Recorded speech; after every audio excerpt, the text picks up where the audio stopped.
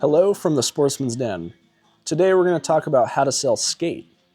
Selling skate and talking about skate is often fun and engaging and can lead to some great conversation. Let's talk about what it should look like when interacting and talking to the customer when selling skate. What steps are we taking when selling skate? We're still following our normal steps and how to make a sale. If you haven't been trained on that yet, talk to your manager or watch the pre-recorded How to Sell clinic. That being said, let's get into our pre-approach. Context clues are going to be a great help. If you notice that the customer is looking inquisitively at the skate section, greet the customer with a question or statement that segues into talking about skate. Here's some questions that I personally like to use. How long have you been skating? See any decks you like? Or something along the lines of, hey, we just got in a whole bunch of new skate stuff. Let me show you. Now that you've greeted and interacted with the customer and they're next to the skate section, we got to remember that approach is a 3-step process. We have attention, discovery, and interest. We show attention to the customer when they walk into the store and we greet them. Remember that the first 30 seconds with the customer are far more important than the next 30 minutes. First impressions are huge. Remember that we sell things that are fun. Be in a good mood. We're not selling toilets. After we've shown good attention to the customer, now we're into the discovery phase of the approach step. The discovery phase is where we ask our discovery questions.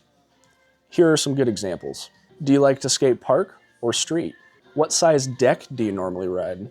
Do you have any favorite brands? What board shapes do you like? What did you like about your old setup? What didn't you like about your old setup? We're still trying not to ask closed-ended questions. Open-ended conversations make the conversation feel much more open and natural and lets the customer talk more about what they want. Closed-ended questions still kind of make the conversation feel like a survey. We're trying to avoid that. Now that we've asked our discovery questions to the customer, it's time to show interest. Listen to their needs. Listen to their problems. At the very least, we want the customer to know that we're actually listening to their problems so that we may best help them. Hear their problem, understand their problem, and help the customer find a solution. For example, if the customer says that their last deck was too wide for them, repeat that back to them. So you'll say, "So I understand your last deck was too wide for you. Let's look at some thinner decks." Now that we've shown the customer interest, it's time to help them find a solution. But we need evidence for the product that we're trying to sell them. Testimonials and comparisons are going to be your best avenue for providing evidence. If yourself or a coworker has had experience with skating and the products that we carry, share that experience with the customer. Give them real-world experience and feedback for the product that they're interested in. Here's an example for comparisons. If the customer expressed dissatisfaction with their last pair of trucks, maybe they were too heavy, hand the customer a standard truck and a hollowed truck or titanium truck and let them feel the difference. If the customer is interested in a new deck, hand them a couple different deck shapes and let the customer stand on them on the store floor.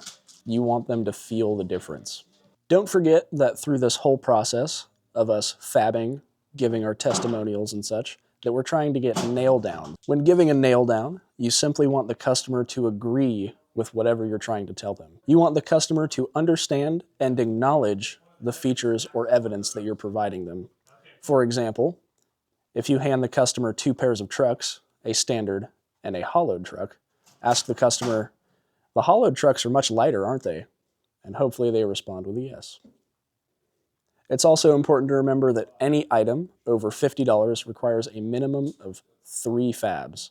However, this doesn't necessarily mean that you shouldn't be fabbing items under $50 either. I'm trying to coin and kick off an acronym, ABF, which stands for Always Be Fabbing. Let's make sure that we're prepared to cover objections for skate.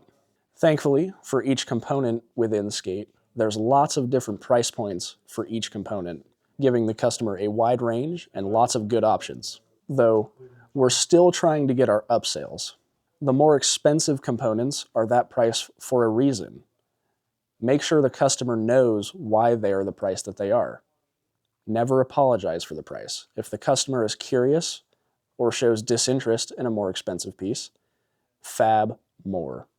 After handling objections, but before you close the sale, attempt a trial close. A trial close is where you kind of just gauge where the customer is at. A trial close is as simple as asking, "So what are you thinking?"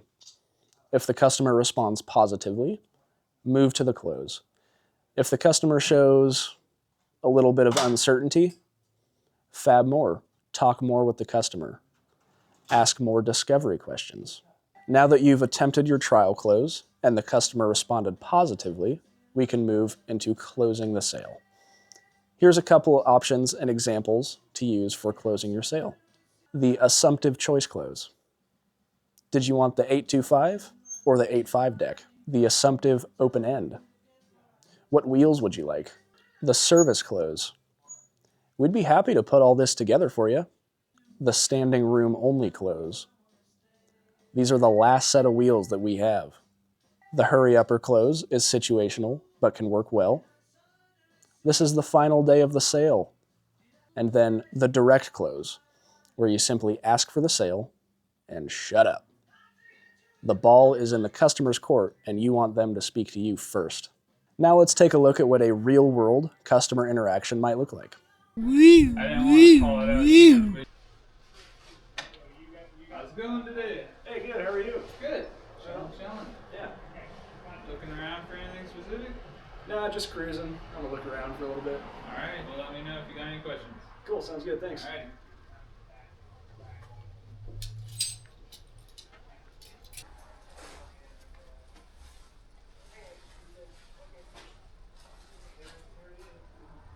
You been skating long? No, actually. My Just friend has been skateboarding and recommended that I give it a try. Alrighty.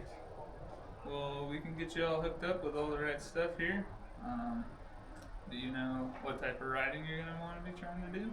I think the skate park. Alrighty. So some tricks and stuff? Yeah, tricks. Sweet. Sounds good. All right. So to get a whole setup for a full skateboard, it's going to consist of the deck, trucks, hardware, wheels, bearings, and then we'll finish it off with some grip tape. Okay. Sounds good. So we'll probably start at the deck. Okay. What size shoe do you wear? These are a 10.5. Okay. I've got these couple boards here. One Okay. from Santa Cruz. Mm. It's going to have a deeper concave, Okay. and it's also going to have a deeper concave on this Powell. Gotcha. Or Alta. Okay. So I'd say stand on those, just on the ground. Okay. See how they're feeling for you. Ooh.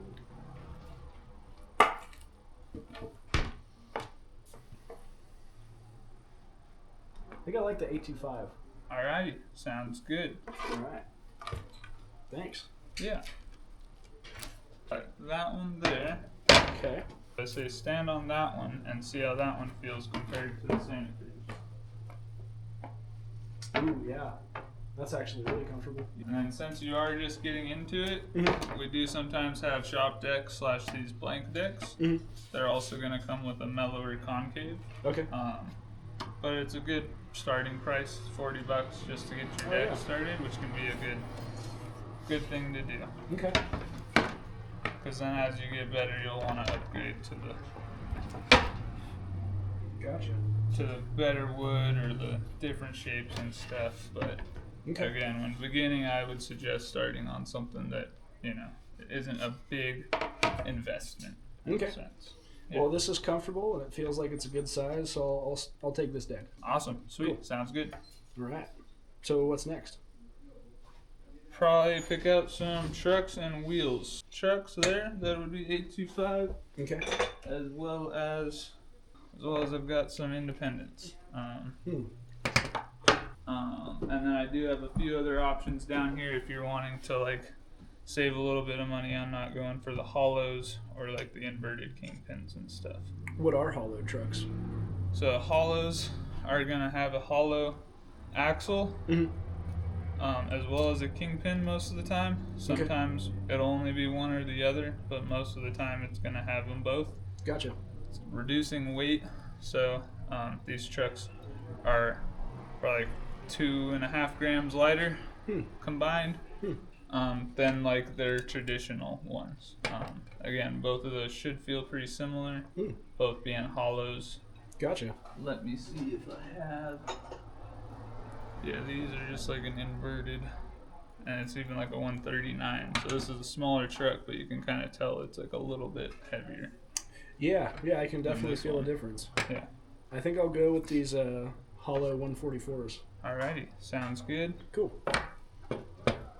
And then depending on the wheel size that you're going to be wanting to rock, sounds like you're going to a skate park. Yeah. So if you're going to be riding around the streets, I'd suggest something a little bit bigger, Okay. like these 56s. Gotcha. If you are going to be at the skate park, you can run like 50 to 55. 55 kind of being on that bigger side of stuff. Okay. 50 being on a little bit smaller. Yeah. I got some 53s here as well. Ooh, I like the color on these. Sweet. What is this 99A? What does that mean? So that's going to be the hardness of the wheel. Okay. Again, based off of that you're going to be riding at a skate park, I would run the higher numbers. Okay. Just because it's going to have a little bit more slideability. Mhm. They will still grip on super smooth concrete, Mhm. but they'll have a lot of like, when you ride it on something that's super bumpy, it's not going to absorb most of those bumps. It's going to Gotcha. rebound a lot of those bumps back into your feet. Okay.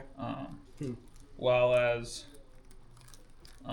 something with a, I don't even know if we have any down here.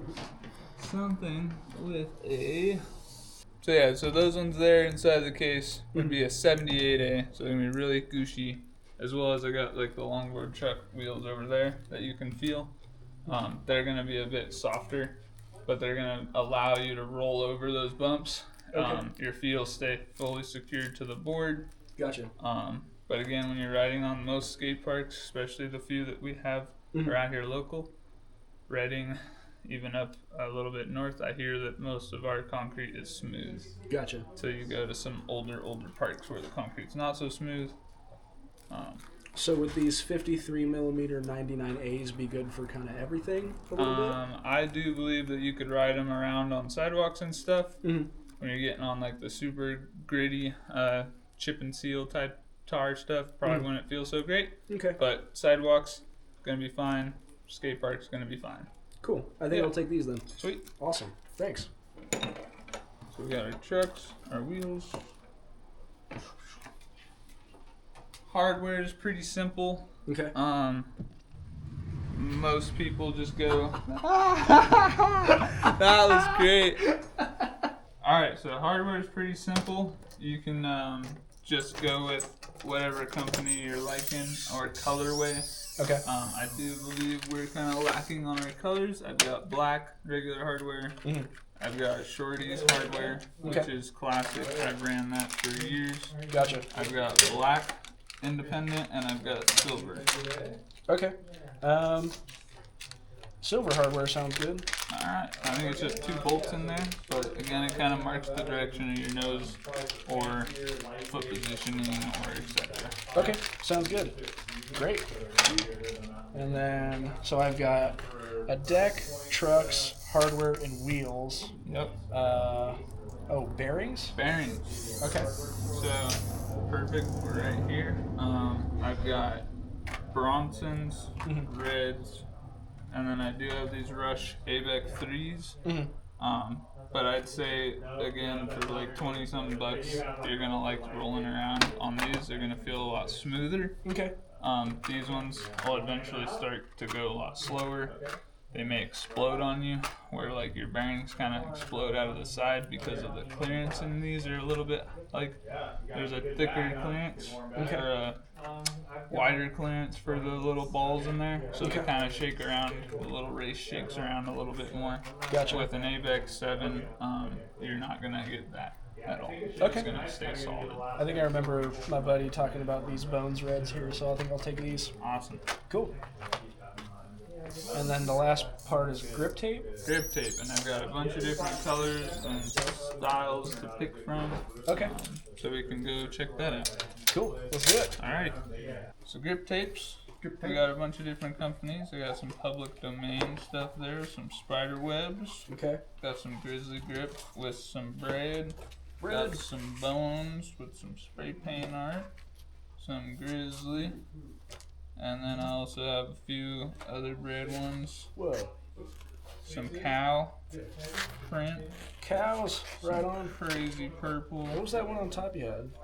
Some It's a baguette, It's a baguette, dude. and it Some more says bread. freshly baked. It does. I'll take that one. Alright, sounds good. Yeah, I like this bread one a lot. What's up with all the holes back here? So they're gonna put a hole every inch to a half an inch to make sure that when you're putting it onto your board, you're not gonna get any air bubbles sticking up, and then you don't have to cut holes in your grip. Well, that's pretty smart. Yeah. Yeah, I'll take this one. All right. Sweet. Sounds good. Cool. All right. All right. Alrighty, awesome. So we got your grip tape picked out. We got you some good wheels picked out. Got you your bearings. We have your hardware. And we have your stage 11 forged trucks and your deck. Cool.